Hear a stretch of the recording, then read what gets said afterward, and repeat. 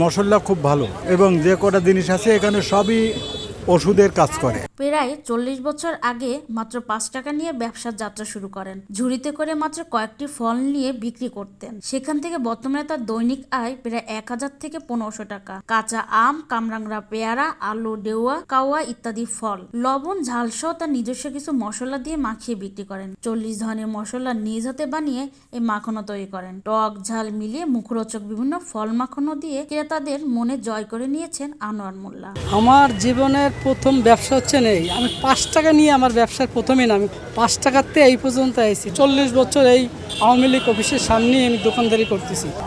40 প্রকারের, নিম্নত 40 প্রকারের মশলা আমার হাতে নিয়ে সব মিশিয়ে আমি গুঁড়ো করে নিজে হাতে নিজে ভাইজে নিজে ধুয়ে মুছে সব গুঁড়ি করি, নিজে সব কিছু কমপ্লিট করি। দেখ আমার কোনো মেয়ে ছেলের কোনো হাতই নেই। খুলনার হাদিস পার্কের মেন গেটের বিপরীতে তার এই পাঁচমিশালি মাখনো খেতে প্রতিদিন দূর দূরান্ত থেকে ছুটে আসে নানান বয়সের মানুষ। এই খাবার খেয়ে অনেকেই ফিরে যায় শৈশবের গ্রাম বাংলায়।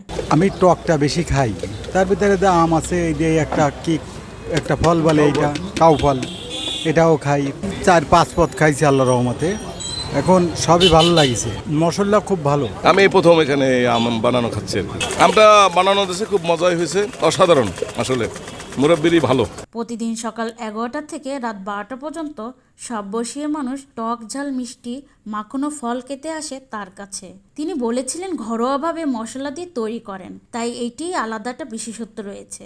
স্বল্প পুঁজি দিয়ে শুরু করলেও ক্রেতাদের ভালোবাসা আর উপর আল্লাহর রহমতে বাবা মা, স্ত্রী, সন্তানদের দায়িত্ব পালন করতে পেরেছেন ভালোভাবে। প্রথম যখন শুরু করেছি তখন বুঝতাম না ভালোভাবে, ব্যবসা বুঝতাম না।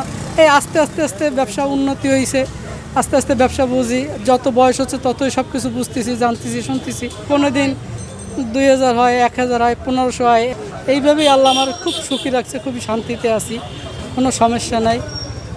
এতেই আমার জীবন চলে যাচ্ছে। উম্মে উমামা রাত্রি, ভয়েস অফ টাইগার।